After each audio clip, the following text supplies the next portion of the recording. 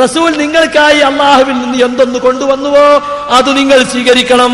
അദ്ദേഹം നിങ്ങളോട് എന്തൊന്ന് വിരോധിച്ചുവോ തടഞ്ഞുവോ അതിൽ നിങ്ങൾ അകന്നു നിൽക്കണം. അതാണ് പ്രവാചകന്മാരുടെ ഡ്യൂട്ടി. റസൂലിനെ മധ്യവർത്തിയാക്കുക എന്ന് പറഞ്ഞത് ഈ അർത്ഥത്തിലാ, പിൻപറ്റാനും മാതൃകാപുരുഷനുമായിട്ടുള്ളതാണ്. അല്ലാതെ നിങ്ങൾ പറയുന്ന ശൈഖന്മാരെ മധ്യവർത്തിയാക്കാനല്ല. ശൈഖന്മാരെ ഒരു തരീഖത്തിലെ ശൈഖ് മധ്യസ്ഥനാകുക എന്ന് പറഞ്ഞാൽ എന്താണ്?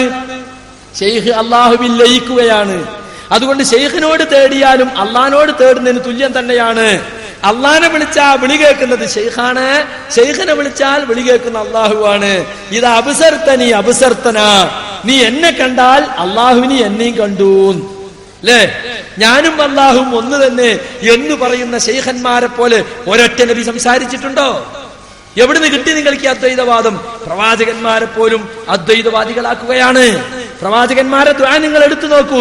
25 നബിമാരെ ചരിത്രം പരിശുദ്ധ ഖുർആൻ പറഞ്ഞു.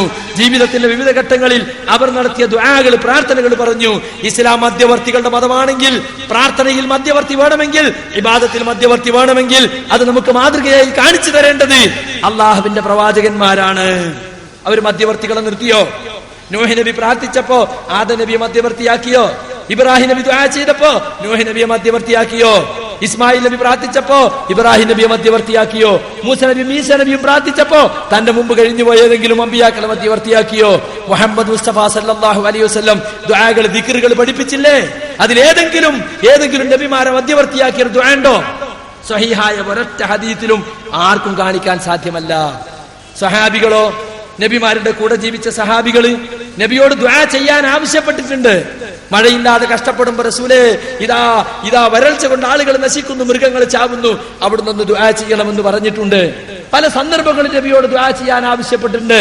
പക്ഷെ നബിയോട് ദുആ ചെയ്തിട്ടില്ല. നബിയോട് ദുആ ചെയ്യുകയും നബി അള്ളാഹുവിൽ നിന്ന് അള്ളാഹുവിലുള്ള സ്ഥാന മഹിമകൾ മുതലെടുത്തുകൊണ്ട് ഈ കാര്യം സാധിപ്പിച്ചു തരുമെന്ന നിലയ്ക്ക് റസൂലിന്റെ ഹയാത്ത് കാലത്തോ റസൂലിന്റെ വഫാത്തിന് ശേഷമോ റസൂലിനോട് ദുആ ചെയ്തിട്ടില്ല. ഇന്നാ തരീഖത്തിലെ ശൈഖന്മാരോ വല്ല നീലത്തിനും എന്നെ വിളിപ്പോർക്ക് വായ്ക്കൂടാവു തീരം ചെയ്യും ഞാനെന്നോവര്. എവിടെന്ന് വിളിച്ചാലും വായ കൂടുന്നതിന് മുമ്പ് ഞാൻ ഉത്തരം ചെയ്യും. ഒരൊറ്റ നബി അത് പറഞ്ഞിട്ടുണ്ടോ? നബിമാരൊക്കെ പറഞ്ഞ എന്താണ്?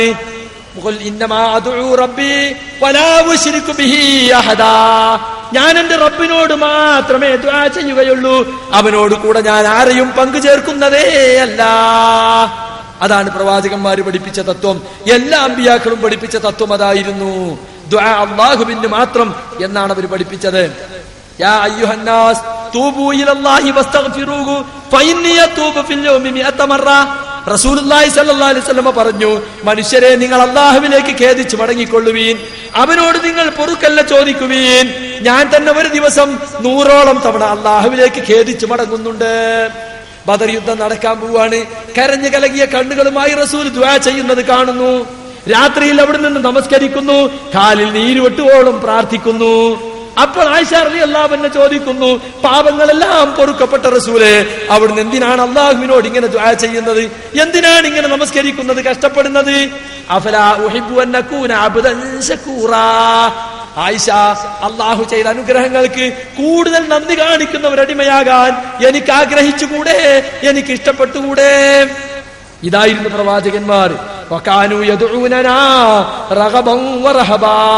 പ്രതീക്ഷയോടുകൂടി, അള്ളാഹുവിനെ കുറിച്ചുള്ള ഭയത്തോടുകൂടി, അവന്റെ ശിക്ഷയെക്കുറിച്ചുള്ള പേടി, അവന്റെ കൂലിയെക്കുറിച്ചുള്ള ആഗ്രഹം, അത് രണ്ടും മനസ്സിൽ വെച്ചുകൊണ്ട് അവർ അള്ളാഹുവിനോട് ദുആ ചെയ്തിരുന്നു.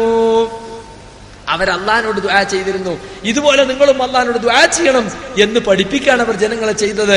ജനങ്ങളുടെ മുഴുവനും ദുആവും, ജനങ്ങളുടെ മുഴുവനും ഇബാദത്തും, ജനങ്ങളുടെ മുഴുവൻ നേർച്ചയും അള്ളാഹുവിലേക്ക് തിരിച്ചുവിടാനാണ് അമ്പിയാക്കൾ ശ്രമിച്ചത്.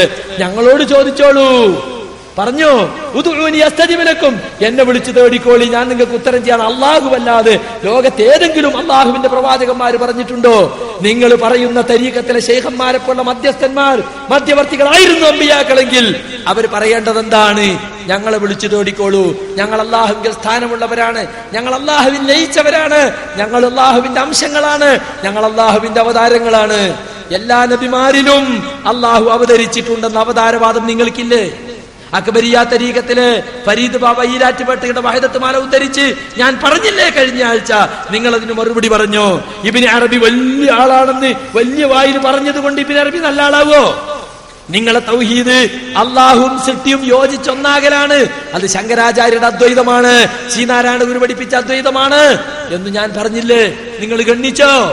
അതിനെന്താ കുഴപ്പമെന്ന് സ്ഥാപിക്കാനല്ലേ നിങ്ങൾ ശ്രമിച്ചത്? അത് തന്നെയാണ് വേണ്ടത്. നിങ്ങൾ കനീസയിൽ പോയാൽ, അതായത് ക്രിസ്ത്യൻ പള്ളിയിൽ പോയാലും ജൂതമഠത്തിൽ പോയാലും മുസ്ലിം പള്ളിയിൽ പോയാലും അമ്പലത്തിൽ പോയാലും എല്ലാം ആരാധിക്കുന്നത് ഒരേ ശക്തിയെ തന്നെയാണ് എന്ന സർവമത സത്യവാദം കുഫറിൽ വെച്ച് ഏറ്റവും വലിയ കുഫറാണ് തരീഖത്തുകാരിവിടെ പ്രചരിപ്പിക്കുന്നത്. അത് സൂഫികളുടെ ഗ്രന്ഥത്തിൽ നിന്ന് തന്നെ ഞാൻ ഇവിടെ എടുത്തുദ്ധരിച്ചിരുന്നു. അതുകൊണ്ട് സുഹൃത്തുക്കളെ, പ്രവാചകന്മാരെ മധ്യസ്ഥന്മാരാക്കി ചിത്രീകരിക്കുന്ന ഈ സ്വഭാവം ഒരിക്കലും പ്രവാചകന്മാര് പറഞ്ഞിട്ടില്ലാത്ത കാര്യമാണത്. ഞങ്ങൾ അള്ളാഹുവിന്റെ മധ്യസ്ഥന്മാരാണ്. പറഞ്ഞിട്ടുണ്ടോ? അള്ളാഹുവിലേക്ക് നിങ്ങളെ എത്തിക്കുന്ന, നിങ്ങളെ പ്രാർത്ഥനയും ആരാധനയും അള്ളാഹുവിലേക്ക് എത്തിക്കുന്ന മധ്യസ്ഥന്മാരാണ് എന്നവർ പറഞ്ഞിട്ടില്ല. മുഹമ്മദ് മുസ്തഫ സല്ലല്ലാഹു അലൈഹി വസല്ലമയുടെ ഉത്തരവാദിത്തത്തെ കുറിച്ച് സൂറത്ത് അഅറാഫിൽ 157-ാമത്തെ ആയത്തിൽ അള്ളാഹു പറഞ്ഞു, യുഹില്ലു ലഹുമുത് ത്വയ്യിബാത്ത്, നല്ല കാര്യങ്ങൾ അവർക്ക് അനുവദിച്ചു കൊടുക്കും. വയുഹർരിമു അലൈഹിമുൽ ഖബായിസ്, ചീത്ത കാര്യങ്ങൾ അവരോട് വിരോധിക്കും. വയളഉ അൻഹും മിസ്റഹും, അവരിൽ നിന്ന് ഭാരങ്ങൾ ഇറക്കി വെക്കും. അവരുടെ മേൽ വന്നു വീണിട്ടുള്ള ചങ്ങലകൾ എടുത്തു മാറ്റും. കണ്ടോ? ഇതാണ് പ്രവാചകന്മാരുടെ ഉത്തരവാദിത്തം. അള്ളാഹുവിന്റെ വഹയിന്റെ അടിസ്ഥാനത്തിൽ പ്രവാചകന്മാരൊക്കെ പറഞ്ഞതാ, ഞങ്ങൾക്ക് ലഭിച്ച വഹയാണ് ഞങ്ങൾ പിൻപറ്റുന്നത്. ഞങ്ങൾ ഇഷ്ടപ്രകാരം ഞങ്ങൾ ഒന്നും പറയുന്നില്ല, ഞങ്ങൾക്ക് ലഭിച്ച വഹയല്ലാതെ. ആ വഹയിന്റെ അടിസ്ഥാനത്തിൽ ഇന്നത് ഹലാൽ ഇന്നത് ഹറാം എന്ന് പറഞ്ഞു കൊടുക്കും. ഇന്ന ഭാരങ്ങൾ പുരോഹിതന്മാരും നാട്ടുമൂപ്പന്മാരും ശാന്തിക്കാരും എല്ലാവരും ഉണ്ടാക്കിയിട്ടുള്ള ഭാരങ്ങൾ എടുത്തു മാറ്റും. അപ്പൊ മുഅ്മിനീങ്ങളായ നമ്മളെ കടമ എന്താണ്? ആ പ്രവാചകനിൽ വിശ്വസിക്കുക. വല്ലദീന ആമനൂ ബിഹി വഅസ്സറൂഹു വനസറൂഹു വത്തബഉൻ നൂറല്ലദീ ഉൻസില മഅഹു ഉലൈക ഹുമുൽ മുഫ്ലിഹൂൻ. നമ്മൾ വിജയിക്കണമെങ്കിൽ ആ നബിയിൽ വിശ്വസിക്കണം. നബിയിൽ വിശ്വസിക്കാൻ പറഞ്ഞാൽ എന്താ? ഈ നബി ദൈവത്തിന്റെ അവതാരാണെന്ന് വിശ്വസിക്കല, ദൈവത്തിന്റെ അംശം ഇദ്ദേഹത്തിൽ കുടികൊള്ളുന്നു എന്ന് വിശ്വസിക്കല, അല്ല, അള്ളാഹുവിൽ നിന്നും രഹസ്യമായ രൂപത്തിൽ വഹ്യ് ലഭിക്കുന്ന ദേഹമാണ് ഇദ്ദേഹം എന്ന് വിശ്വസിക്കണം. പിന്നെ അദ്ദേഹത്തിന് പിന്തുണ നൽകണം. സമ്പത്ത് കൊണ്ടും ശരീരം കൊണ്ടും അദ്ദേഹം കൊണ്ടുവന്ന ദീനിന് പിന്തുണ നൽകണം. വനസറൂഹു, അദ്ദേഹത്തെ സഹായിക്കണം. അല്ലേ? ഒരു മനുഷ്യന് ഭൗതികമായ സഹായം ആവശ്യമുണ്ടാവും. അല്ലാഹു സുബ്ഹാനഹു വല്ലദീ അയ്യദക ബിനസ്രിഹി വബിൽ മുഅ്മിനീൻ, അള്ളാഹുവിന്റെ സഹായം കൊണ്ടും മുഅ്മിനീങ്ങളെ കൊണ്ടും അവൻ നിന്നെ ശക്തിപ്പെടുത്തി. കാര്യകാരണ ബന്ധങ്ങളുടെ അടിസ്ഥാനത്തിലുള്ള സഹായം, യുദ്ധം ചെയ്യാനുള്ള സഹായം, നബിയെ സംരക്ഷിക്കാനുള്ള സഹായം, ഇസ്ലാമിനു വേണ്ടി പ്രചാരണത്തിനുള്ള സഹായം, അത് ചെയ്യണം. പിന്നെയോ അദ്ദേഹം കൊണ്ടുവന്ന ഇസ്ലാമാകുന്ന പ്രകാശം, ഖുർആനാകുന്ന പ്രകാശം